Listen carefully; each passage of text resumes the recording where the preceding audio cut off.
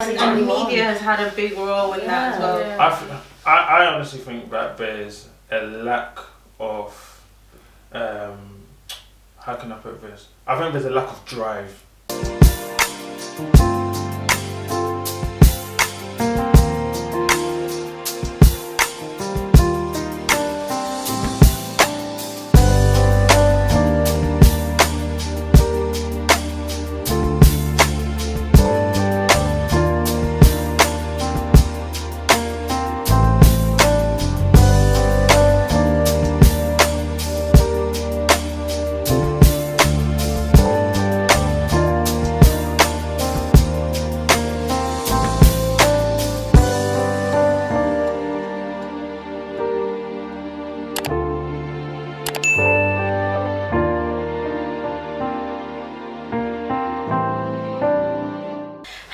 And welcome back to our channel, Breaking the Silence with Queenie and Spencer. And this week we've got some incredible special guests with us today. We've got Gabby and Angel. Welcome. Hi. And the topic for today is, do we really have a black community? Well, to be honest, this is actually a topic that sort of gets me inside, because when I actually talk to a lot of people about there's never really a straight answer, or there's always loads of different things that come into this, which can be like, do we really have a black community? Right. Personally, I don't think we actually do, but I'd like to get to know what everyone else thinks. I don't think we do either. No? Yeah, me neither. Yeah. I do. Do you know? And what sparks that off for me is the fact that just the lack of support in one another. And I mean, I always kind of give this example where I'm just like, and I know this is kind of like stereotypical, but when I'm walking down the street and I see a fellow black person, you kind of get these very negative, off-putting vibes from them. Screwface. Precisely. Like, and I don't say that often because you get that opposition. Like, people want to fight you when you bring it up. Like, they just, no, it's not true, I don't do that. But it's just like, yeah, but it happens though.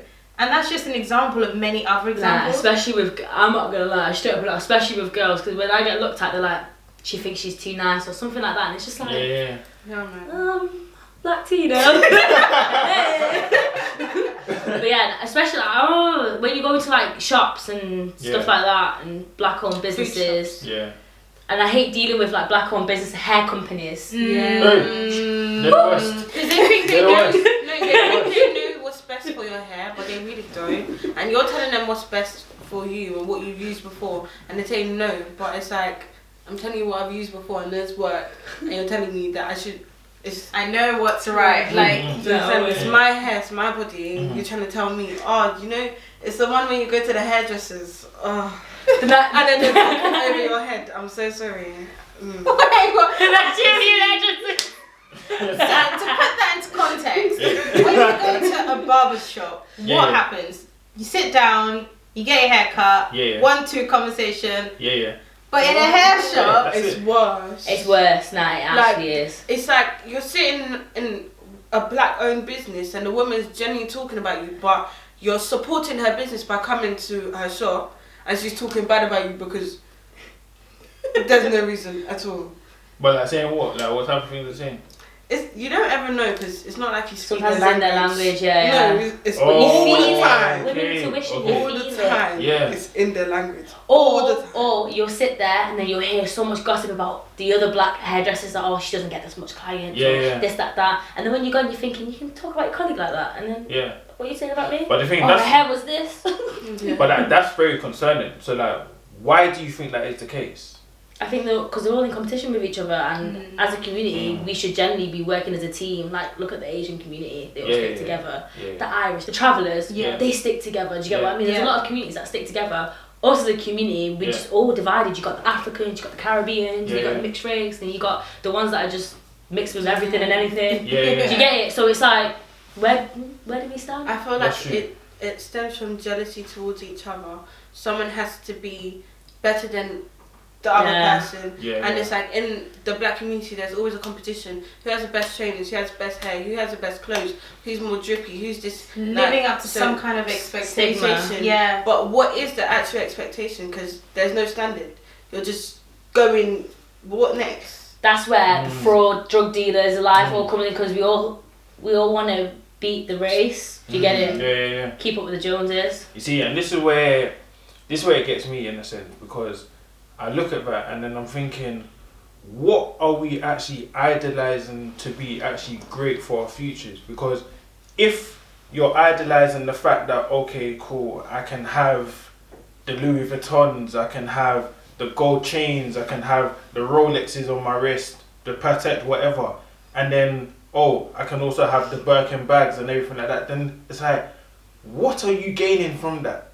Because, and then this is something that we look at so much, and it's like, guys, you can have all of that, but what's the point in you wearing Rolexes, Balenciagas, everything like that, and yet you don't have a house, you have no means of investments whatsoever. So realistically, if something was to happen and you lose everything, what have you got supporting you? Nothing. Sell the Rolex, fine.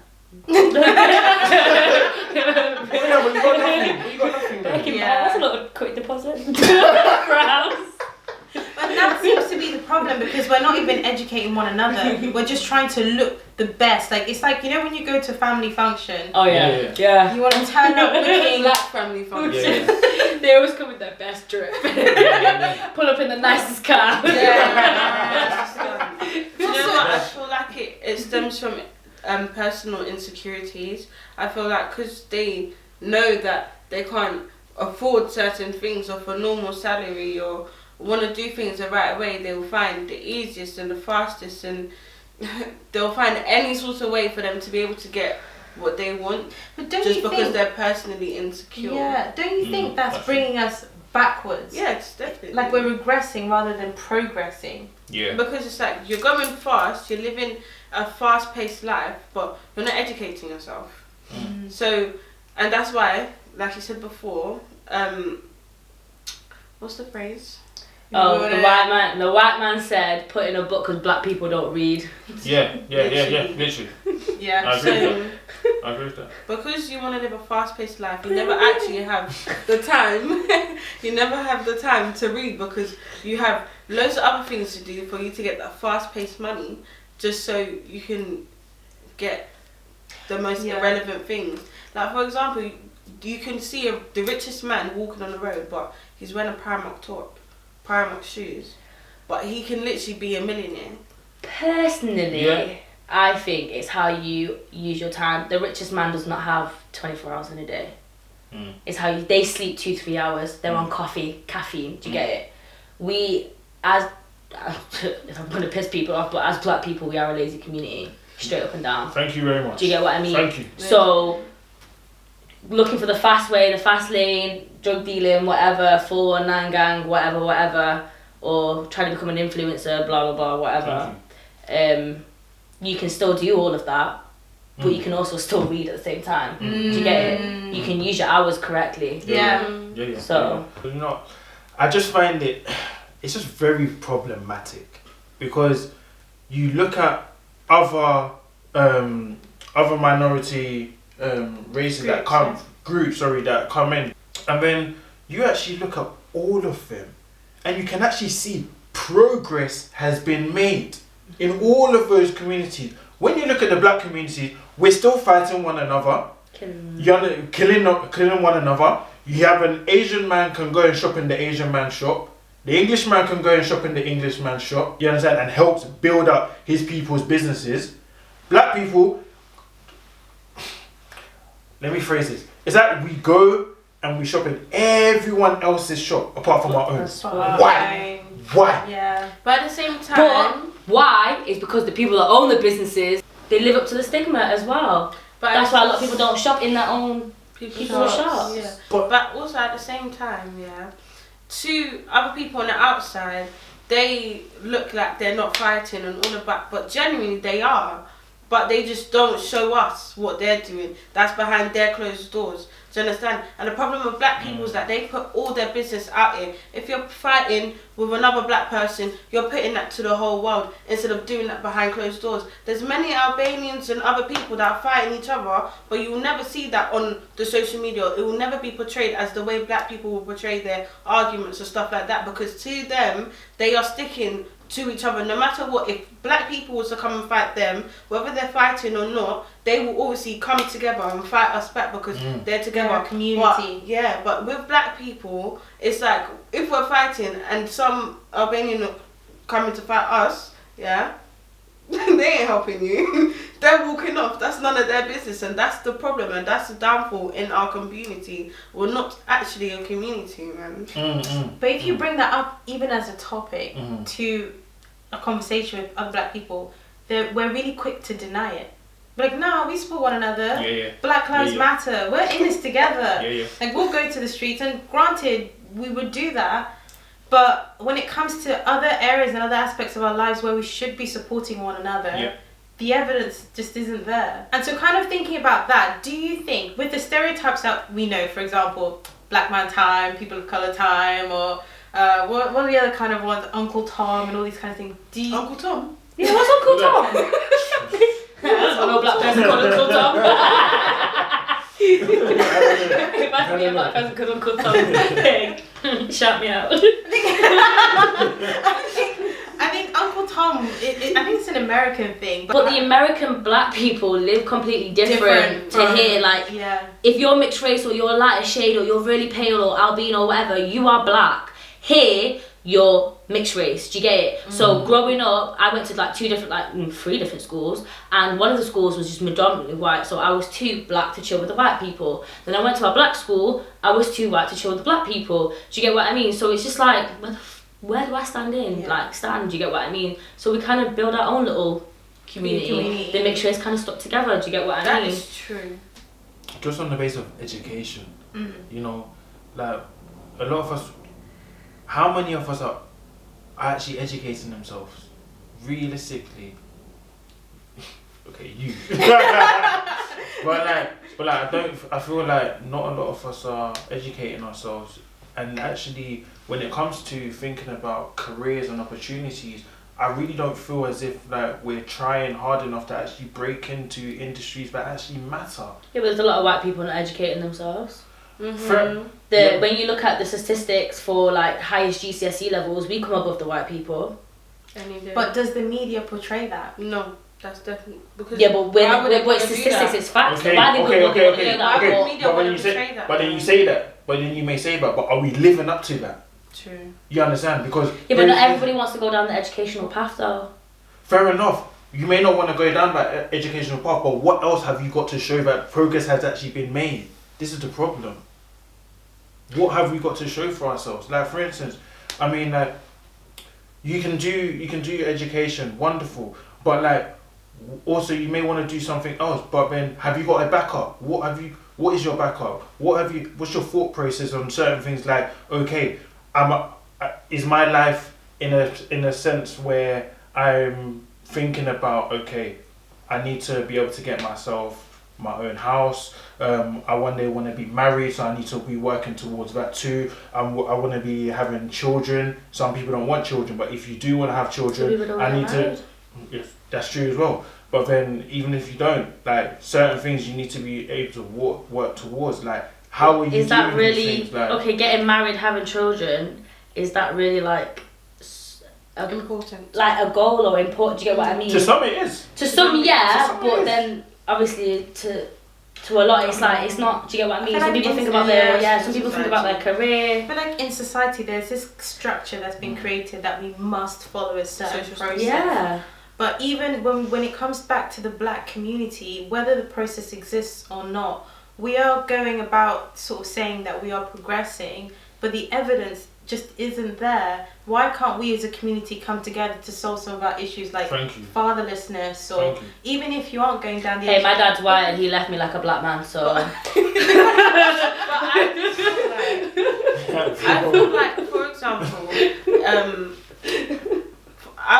I feel like that they don't have, or we don't have enough guidance, because not all our parents were raised like that. Do you understand? For example, your parents, your grandparents might have raised your mother to look for a husband, get married, raise a child, stay at home, and come into the Western world, they might not have gone like that. So they would have gotten pregnant and had a child. Now they're a single parent.